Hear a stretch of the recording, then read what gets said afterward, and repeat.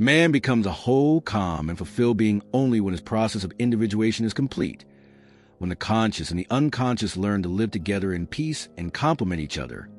Have you ever felt that strange exhaustion that arrives after being with someone? Like a quiet ache spreading through your chest, though no words were spoken, no argument happened, no visible harm was done? You leave the conversation smiling, but something inside feels slightly dimmer, as if part of your light was borrowed and never returned. You tell yourself you're just tired, that you're overreacting, but deep down, you sense a pattern. Certain people seem to drain you, confuse you, pull you away from your center without meaning to. They touch invisible places in you, the ones you pretend don't hurt anymore. And maybe they're not villains at all. Maybe they're mirrors. Jung once said, "Everything that irritates us about others can lead us to an understanding of ourselves." What if the people who challenge your peace are not obstacles, but messengers? What if every discomfort, every frustration, every person who stirs chaos inside you is actually pointing toward a forgotten piece of your own soul, something waiting to be seen, accepted, integrated? Close your eyes for a moment and imagine your inner world as a vast, silent house. The air is dense with memory. Dust dances like gold in the dim light. You walk through its hallways, feeling both the intimacy and strangeness of being home in a place you've never truly entered. Before you stand 7 doors, each one different in color, in weight, in the feeling it carries. Some are slightly open, others firmly shut. Behind each door lives a person, a bond that once offered you warmth but eventually became heavy. The friend you always saved but who never changes. The parent whose approval you still chase. The lover who taught you to shrink. The colleague whose judgment still echoes in your mind. These are not coincidences. They are the teachers your soul has chosen, each representing a part of you that still cries out for acknowledgement. You've been trying to escape them, to silence the noise they awaken. But true healing doesn't come from closing doors. It comes from walking through them. The voice that guides you now isn't mine. It's your deeper awareness finally whispering what you've ignored for years. There are people who don't hurt you on purpose. They simply reflect a part of you that still bleeds. You stop listening. The silence feels alive. You realize how many of your wounds were human faces. How many of your lessons were disguised as relationships. Consciousness is not about blaming or fixing others. It's about retrieving yourself from the projections you've scattered onto them. Every person who unsettles you is a mirror showing where you've abandoned your own peace. And so, you reach for the first door. The wood is rough beneath your hand, the air charged with memory. You hesitate, not because of what's behind it, but because you already sense the truth. This isn't about them. It's about you. The you that still believes love means saving others, that still mistakes sacrifice for worth, that still bleeds to the world hoping someone will notice. You inhale deeply. The house seems to hold its breath with you. A soft creak breaks the silence as the handle turns. Light spills through the crack. Faint, golden, forgiving. Because the journey of healing doesn't begin when others change. It begins when you recognize the patterns that keep you bound to their pain. It begins with the courage to meet the first archetype that drains you without meaning to, the one who disguises control as compassion, the savior. The first door opens, and the real work begins. The savior is the one who confuses love with sacrifice. They grow up believing that to be worthy, they must fix what's broken around them, mend every wound, carry every sorrow, become the light for everyone else even when their own flame is fading. On the surface, it looks noble. They are the helpers, the healers, the ones people lean on when life collapses. But behind the calm smile and the comforting words hides a quiet ache. The Savior doesn't heal because they are whole. They heal because they are afraid of what will happen if they stop. Somewhere deep in the unconscious, this archetype carries a hidden contract. If I save enough people, maybe someone will finally stay. It's a bargain made in childhood, often born from loneliness. They learned early that love was something earned through effort, through self-erasure. So they give and give until giving becomes their identity. They mistake exhaustion for purpose, martyrdom for meaning. But Jung warned us, one does not become enlightened by imagining figures of light, but by making the darkness conscious. The Savior's darkness is not evil, it's forgotten tenderness. It's the part of them that longs to rest but doesn't know how. There's a woman who embodies this story, a therapist known for her gentleness. Every day, she holds space for other people's pain. She listens until her chest feels like a container about to overflow. She tells herself this is her calling, that her exhaustion is proof of her compassion. But one night, after another session that leaves her trembling, she can't find her own reflection in the mirror. Her eyes look distant, hollow, as if her spirit has quietly stepped aside. That's when she realizes she's been bleeding through her work, mistaking her empathy for obligation. Every client she rescues keeps her from rescuing herself. Her healing of others was, unconsciously, a plea to be seen, to be saved from the emptiness she never dared to name. That's the paradox of Savior. Their kindness hides an unhealed wound. They crave redemption through usefulness. They find meaning in being needed, but dependence from others secretly feeds their fear of being abandoned. To let go of saving would mean facing their own powerlessness. And for the Savior, that feels like death. So they stay trapped in cycles of burnout, calling it love.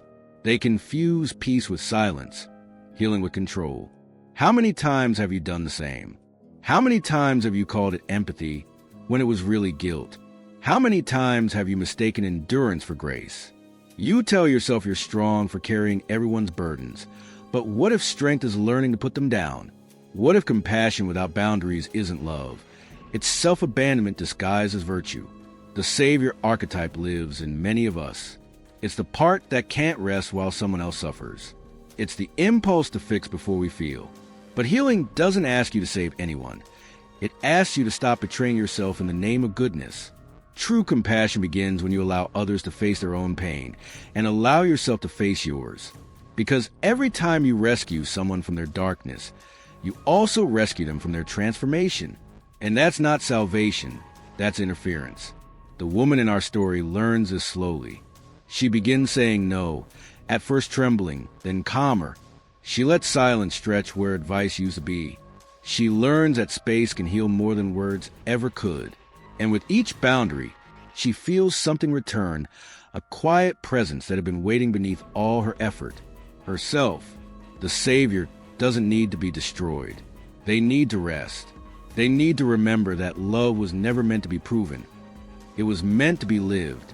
And as she exhales for the first time without guilt, she realizes not every wound is hers to heal. Not every soul is hers to carry. But if the Savior traps you in endless service, the next one does something different. He doesn't drain you. He confuses you. The mirror is waiting. The mirror is the one who never lies, but their truth is rarely kind. They don't steal your peace on purpose.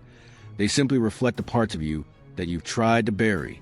The anger, the jealousy, the fear, the smallness you denied, all of it finds its way back to you through someone else's face. You think you despise them, but it's your own reflection that burns. Jung called this a projection of the shadow, the moment when what you cannot stand in yourself demands to be seen through another. Think about it. The colleague whose arrogance makes your blood boil might only be exposing your own hidden insecurity, the part of you that still doubts your worth. The friend whose constant complaining annoys, you may be mirroring the voice inside that you've silenced for years, the one that still aches to be heard. The partner who demands attention might be showing you how easy you abandon your own presence. We call them difficult, toxic, self-centered. But what if they are only faithful mirrors? Jung once wrote in The Ego and the Unconscious, everything that irritates us about others can lead us to an understanding of ourselves. Most people quote it as wisdom, but few have the courage to live it. Because to truly look into the mirror is to give up the comfort of being the victim. It means admitting that the enemy you've been fighting might have your own eyes. The mirror archetype is subtle, almost sacred in its cruelty. It doesn't come to punish. It comes to awaken. Every emotional reaction is a revelation. Every irritation, a message. When you feel that rush of judgment, that tightening in your chest, that impulse to distance yourself from someone, it's not proof of their wrongness, but of your repression. Your psyche is speaking through the very people you resist. In daily life, the mirror shows up everywhere. It's in the stranger whose confidence makes you shrink, in the sibling whose passivity reminds you of your own lack of courage, In the boss whose control mirrors a control you crave but refuse to claim, the outer world becomes a stage where your unconscious plays out what you haven't yet accepted inside. This is why projection is so dangerous. It keeps you from owning your power. The more you fight the reflection, the more energy you lose maintaining the illusion that it isn't yours. And yet, the mirror can also heal. When you stop blaming and start observing, when you ask not why are they like this, but what in me reacts this way, something miraculous happens. The energy returns to its source. The emotion that once fed resentment becomes fuel for awareness. The shadow softens because it's finally seen. The reflection no longer wounds, it teaches. But most people don't reach that point. They break the mirror before they understand what it's showing. They end friendships, change jobs, walk away from partners, convinced that escape equals growth. But you can't outrun what lives inside you. You can change faces, cities, languages, but your patterns will always travel with you, waiting for another mirror to appear. So ask yourself, are you truly hurt by others or by the parts of you that they awaken? Are you defending your peace or your denial? What if the irritation you feel is not a warning to retreat, but an invitation to integrate? Because the truth is, healing isn't about finding people who never trigger you. It's about becoming conscious enough to understand why they do. The mirror doesn't lie. It only returns what you've forgotten to love. But be careful. The mirror can only teach you while it's intact. When denial becomes too strong, when the reflection threatens the identity you built, something cracks. The mirror shatters. And what was once reflection turns into manipulation. What was once awakening becomes control. That's when new archetype steps in, more dangerous and deceptive than all the others. When the mirror breaks, the emotional manipulator is born. He doesn't steal your energy in obvious ways. He doesn't shout, demand, or take by force. Instead, he persuades you to offer it gently, willingly, almost lovingly. The manipulator's weapon is subtlety. He makes you feel responsible for his emotions, guilty for your boundaries, and cruel for wanting peace. His silence feels like punishment, his approval like oxygen. You start adjusting your tone, your choices, your truth, just to keep the balance. You tell yourself it's love, but deep down, it feels like walking on glass barefoot. This is the most dangerous consequence of not recognizing the mirror before it breaks. You become a puppet in a play you didn't write. Jung observed that when the shadow is denied, it finds power through others. It controls instead of transforms. The manipulator is the external face of that inner denial. He mirrors the part of you that never learned to choose itself. And the more you try to please him, the further you drift from your own center. At first, the signs are small: fatigue that sleep doesn't fix, an unease you can't name, that constant urge to explain yourself. Then it grows. You start editing your feelings, apologizing for your needs, shrinking to fit the comfort of someone who only loves you when you're quiet. That's when the real danger begins. You forget where you end and they begin. There's a haunting beauty to it. Like a marionette with golden strings. From the outside, it looks graceful, even admirable. The perfect partner, the loyal friend, the selfless employee. But those shimmering threads are chains. They move you, but you don't move yourself. The manipulator doesn't always want your destruction. He wants your devotion. He feeds on the illusion that you need him to feel safe. And slowly, almost imperceptibly, your soul starts to starve. The worst part is that you may call it peace. The stillness that comes after constant confusion can feel like relief. When you stop fighting, when you surrender, when you decide it's easier to comply than confront, there's a quiet that settles in. But that quiet isn't peace. It's anesthesia. As the narration softens, a truth emerges. When the soul grows accustomed to the cage, the silence of the manipulator begins to sound like peace. But it isn't. It's numbness. You begin to realize how many times you've mistaken control for care, guilt for connection, compliance for compassion. The manipulator survives through this confusion. He doesn't break your will. He erases it slowly. Each compromise feels small until you wake up one morning and realize you can't hear your own voice anymore. Jung wrote that every force that imprisons consciousness carries within it the seed of liberation. The very tension that binds you is the same energy that can free you, once it's made conscious. The manipulator, then, is not just an enemy. He's a symbol of the power you abandoned. His control thrives where your boundaries disappeared. The moment you begin to reclaim that inner authority, the golden strings start to loosen. So, this isn't the end of your story. Even in the tightest cage, there's a door waiting to be seen. The same patterns that trap you are also trying to wake you, because what looks like captivity from the outside may be, in truth, the beginning of individuation, the call back to yourself. And Jung discovered something extraordinary. Every prison of the psyche is also an invitation to transformation. Every manipulator, every shadow, every chain points back to one direction only: freedom. But to find it, you must look in the one place you've avoided the most: inside. Because the map to your liberation doesn't begin with escape, it begins within. This is where everything shifts. The heaviness begins to lift, and what once felt like chaos starts to take shape. Healing, Jung taught, isn't a single revelation. It's a process, a sacred movement from recognition to integration, from awareness to conscious action, and finally, toward transcendence. This is a path of individuation, the journey of becoming whole again. It's not about becoming someone new. It's about remembering who you were before the world taught you to forget. The map of transformation begins the moment you stop running from what hurts and start listening to it.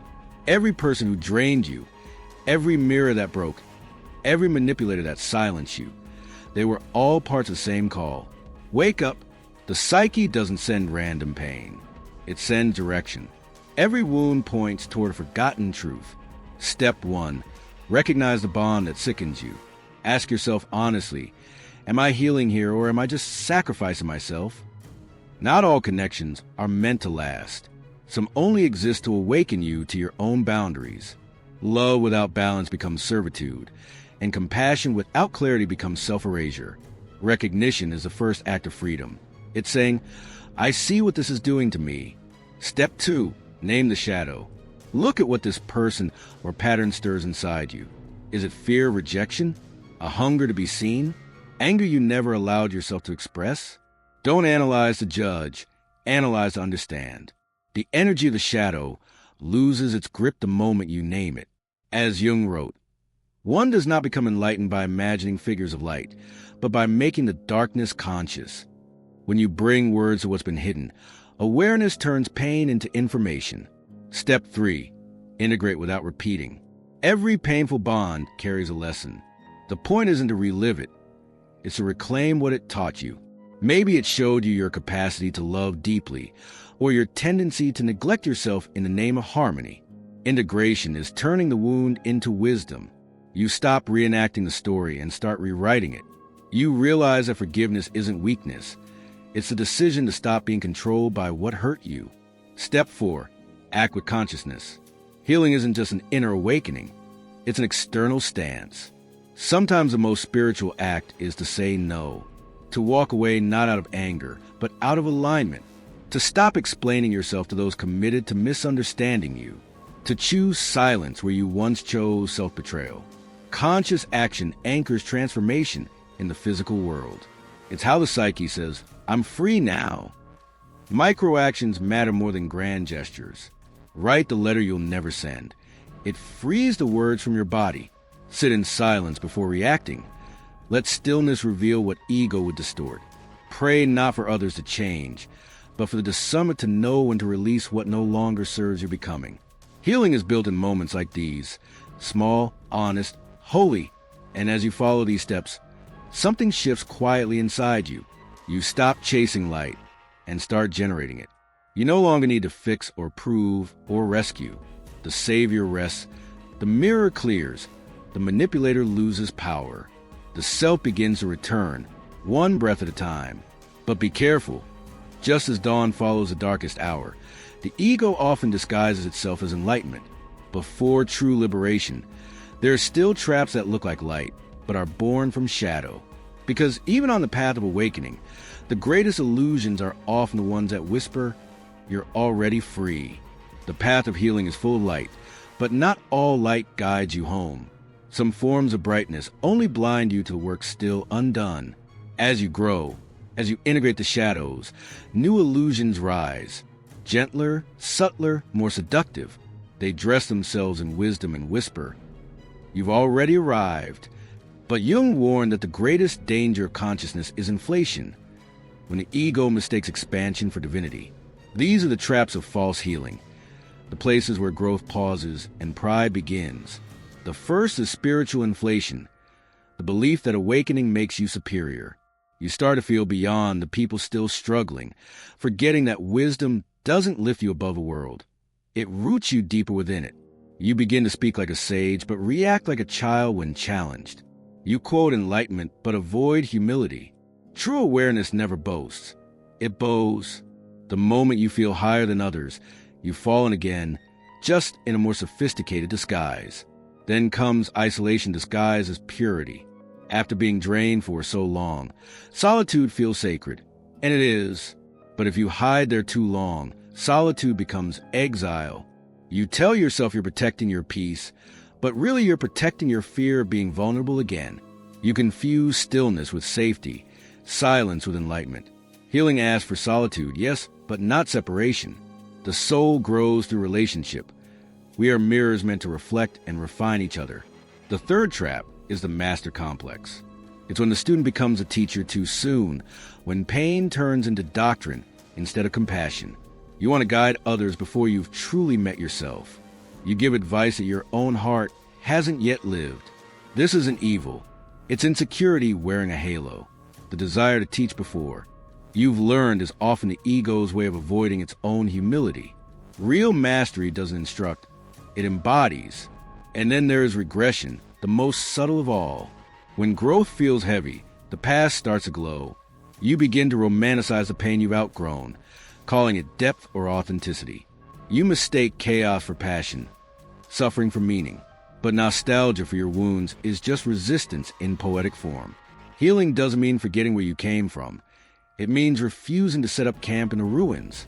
Between these illusions lies the hardest truth. Transformation doesn't crown you, it humbles you. Nietzsche looked into the abyss and sought to conquer it. Meister Eckhart looked into the same abyss and learned to breathe within it. One fought the darkness, the other befriended it.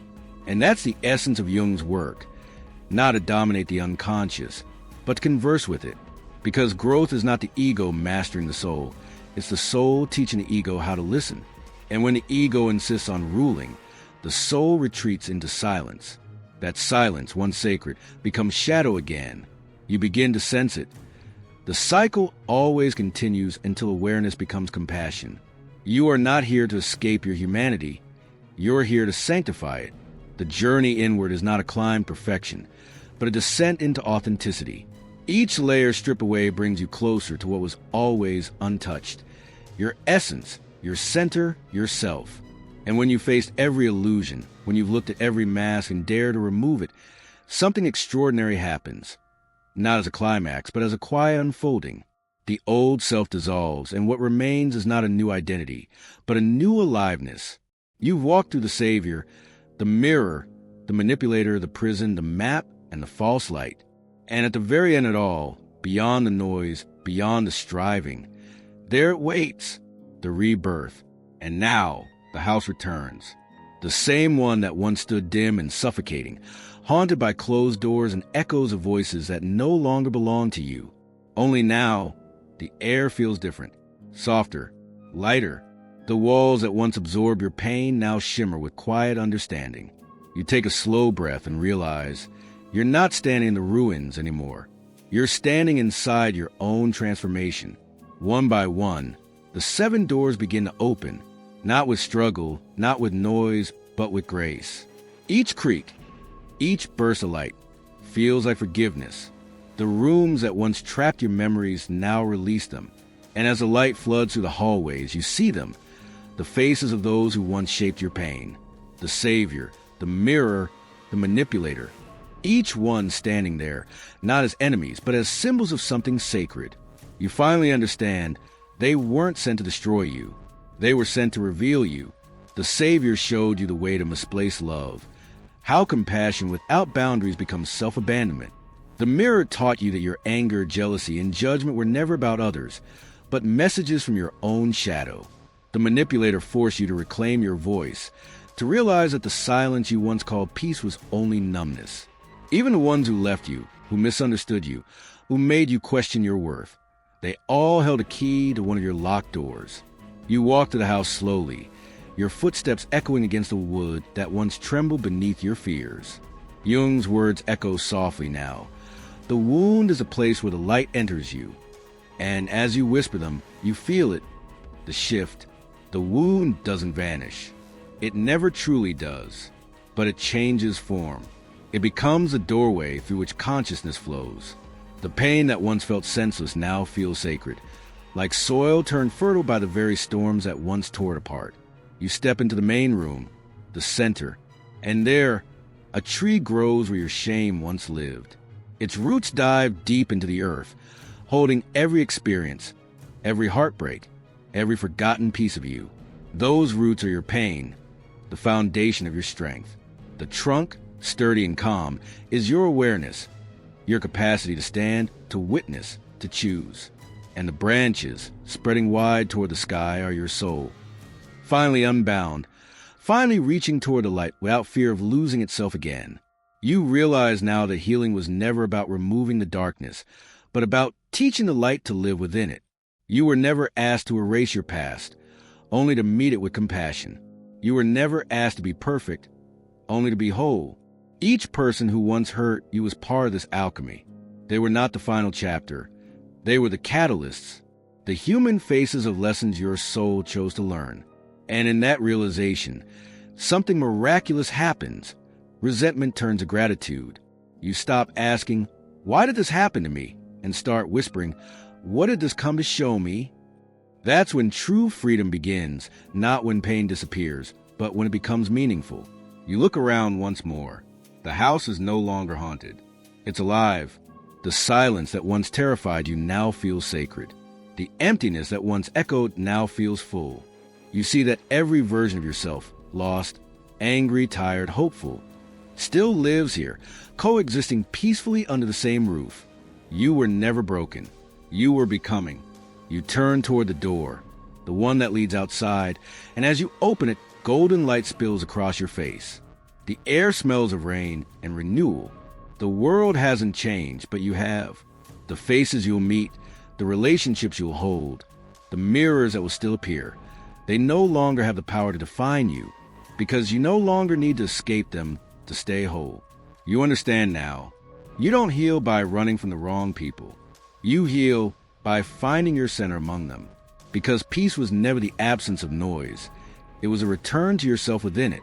So take one last breath inside this house of memory and light. Feel its warmth, its quiet pride in how far you come. And as you step forward, carry this truth with you, not as armor, but as illumination. Comment below, "I choose my inner peace."